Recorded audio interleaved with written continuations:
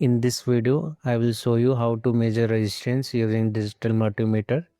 I have few couple of resistors lying around and I will place these resistor in breadboard. You can directly measure the resistance of a resistor without placing them on breadboard also. So I will place two resistor in the breadboard so you can get an idea of a different resistance value.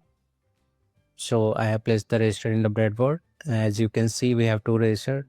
The upper one is 1K resistor. The lower one is 10K resistor. You can confirm the same with the color coding of resistor.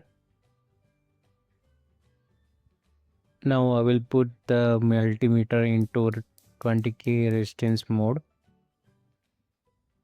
And we need to place the probe to the lead of resistors.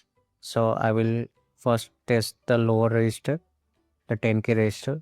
As you can see, we are getting a value of 9.83K kilo ohm.